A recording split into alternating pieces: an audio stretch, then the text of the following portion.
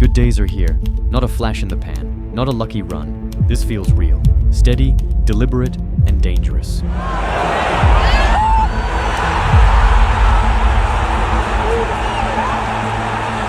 Ruben Amorim's Manchester United has stopped being a theory and started being a statement. After 11 months of patient construction, the project has finally found life. But when you look at it now, I mean, we've played Chelsea, we've played Arsenal, we've played Man City, we played Liverpool.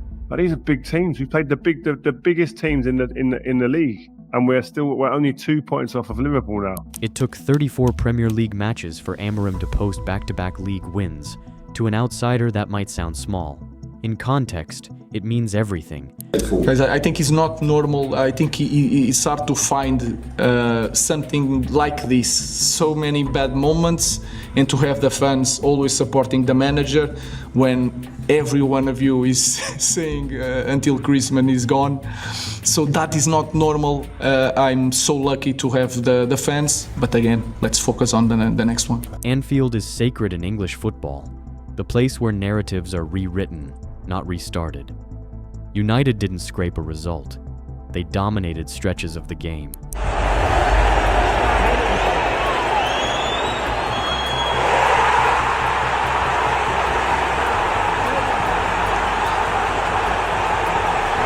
That performance wasn't a one-off.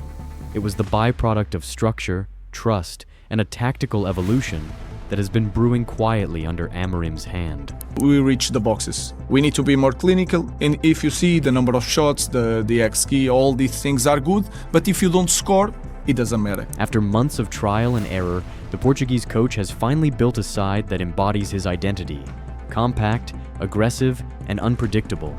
The mission remains simple and monumental: return Manchester United to the summit of English football. And for the first time in a long time, that mission is starting to look terrifyingly achievable. I thought he managed the game really well, Ruben Amorim, in terms of, looking at Casemiro after an hour, Ahmad after an hour at wing-back, thinking, okay, let's get some legs on there, let's get some more defensive stability at wing-back, let's get Ugarte on for Casemiro because he has had those 2 trips. So everything seemed to go to plan, and then Ruben Amorim managed the game really well. His transfer decisions are finally making sense on the pitch. The signings that once raised eyebrows are now the difference between giving points away and taking them. Senna Lemans has been a revelation between the sticks. Calm, authoritative, decisive. That's a ball that's lucky for Isak, who's broken the line. Benjamin Česko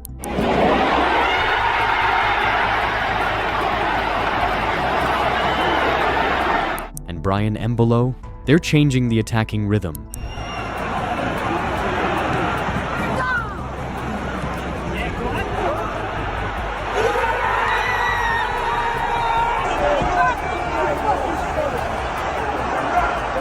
Matheus Cunha brings controlled chaos. His movement, pressure, and tactical sense are exactly what Amorim wants from a forward.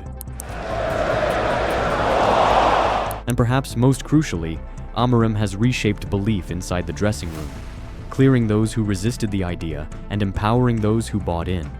Mason Mount has found a revival. You know what, Mount, I think Wayne Hughes just come up on the chat, says Mount for me is underrated. I get what you're saying, but Mount, he's only underrated because he hasn't played enough games. Once he plays 50, 60 games without injury and whatnot, then I think we've got a chance to go, yeah, is he underrated or not? I think, listen, he's a wonderful player. He's proved that already in his career. We just need to see that in the Man United shirt. He needs to be fit and available for selection week in, week out. And I think we'll see the best of him. I think in the first half, he was so efficient.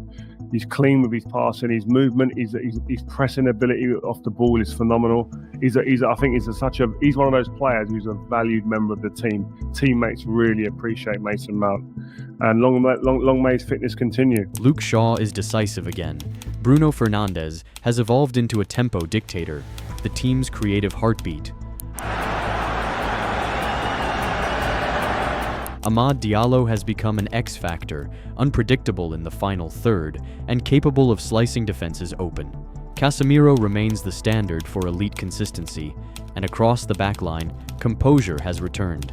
The midfield no longer looks exposed, the defense has structure, the attack has rhythm and variety. Put simply, United look coherent, confident, and dangerous. That victory at Anfield was the statement. Liverpool had lost 3 on the spin and were fragile. Perfect start. We knew obviously that they had also some trouble in the last games. 3 games they lost in a row, I think. So to give immediately after 1 minute this blow to them obviously gave us confidence, and their confidence was a little bit shattered after that. So yeah, that was an amazing start. United capitalized. An early blow, a lapse in Liverpool's back line exploited ruthlessly. From 63 seconds in, Anfield convulsed. The fixture became chaos, a war of intensity that tested tactics and mentality. United didn't flinch. They pushed.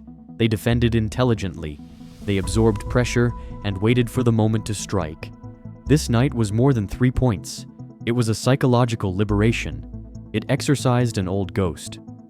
For months, Amorim's United had been an idea, promising in flashes, inconsistent across runs. Critics asked whether his system could adapt to the Premier League's physicality and pace.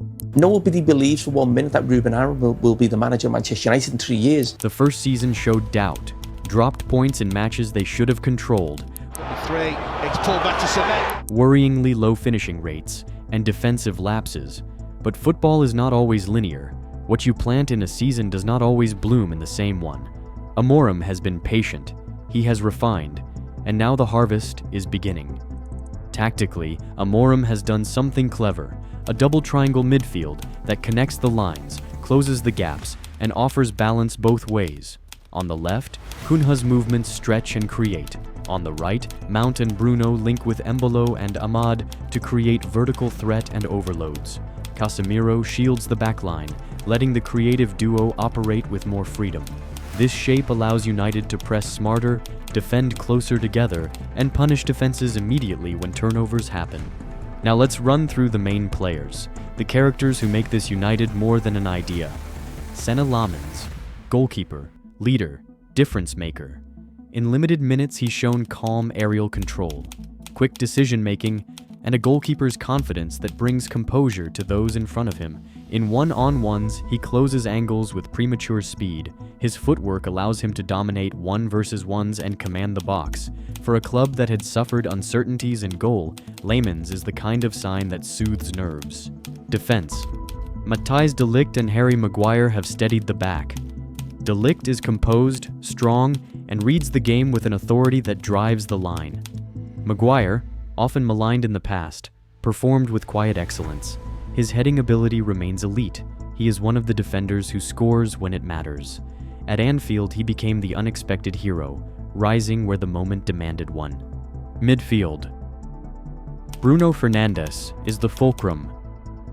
He delivers tempo, vision, and a leadership presence United have missed in critical moments. Casemiro still provides elite shielding and balance. Their partnership now has an intelligence that conserves the best of both. Bruno's forward creativity with Casemiro's stabilizing force. For the first time this season, the squad feels like a coherent unit, each component reinforcing another.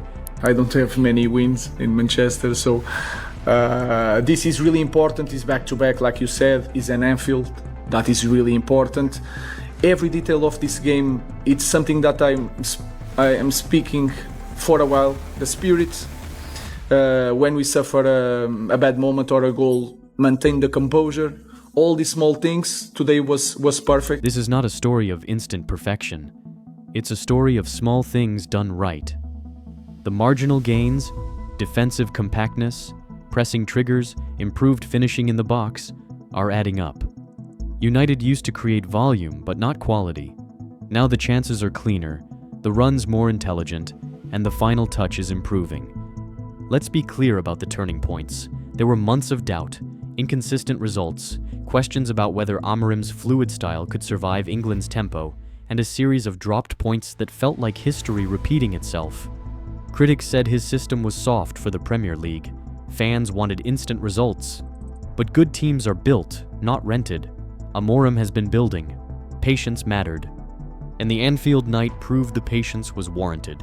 I said earlier in one of my chats with the guys, this game makes players, it makes heroes, makes legends, makes people cult figures.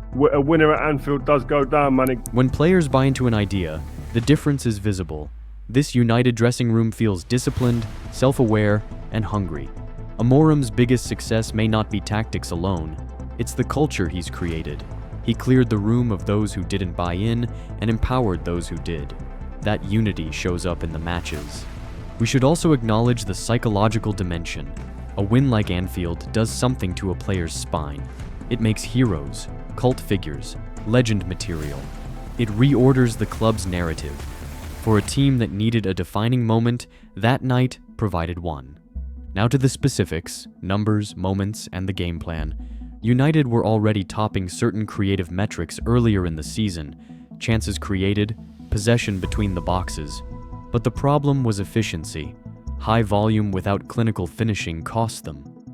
The club's investment, massive sums to assemble a lethal front line, was always part of the plan. Česko, Embolo, and Cunha were not brought in for aesthetics. They were bought to finish and press.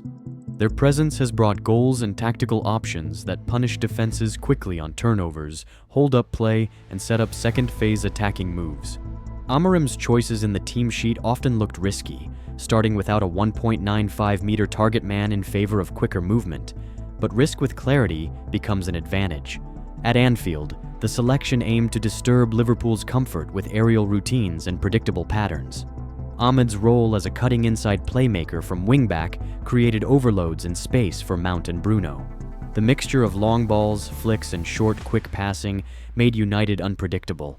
Every substitution had a purpose, introducing Česko for more height when Liverpool committed numbers forward, adding fresh legs on the wings to exploit tired fullbacks. Those were chess moves, not panic. And the bench management highlighted Amorim's clarity of thought.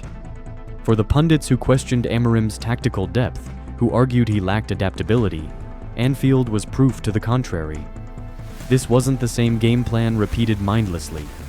It was adaptation, structure and timing, executed with conviction. Now, beyond tactics and personnel, notice the intangible growth, composure under pressure. When Liverpool battered United, hitting posts and bars, there was no collapse. There was discipline, a willingness to ride the storm, and a belief that the plan would reassert itself. That kind of psychological maturity is often the difference between good teams and title challengers. This United side now stands 2 points off the champions. The message is obvious. The old excuses don't fit anymore. This is a team with a plan, with identity, and with a manager who is finally seeing his blueprint turned into reality. What comes next? Consistency. Sustaining this level across the fixtures that remain will be the true test. Cup runs, injuries, and slip-ups will arrive. They always do. Amorim's challenge is to keep the spine intact, rotate intelligently, and continue building the culture that makes this team resilient. If this season proves anything so far, it's that Amorim's work as a strategist is real. Planting seeds doesn't always yield immediate fruit, but with the right care and faith, harvest arrives. Anfield was the first big harvest, and it tasted like vindication. To close, this is a new chapter for Manchester United. Not a fairy tale, not an overnight miracle, a process, a rebuild that is finally showing muscle. The era of Ruben Amorim has begun not with noise, but with structure, with intelligence, with men who believe. And when a team believes, good days stop being a possibility and become an expectation.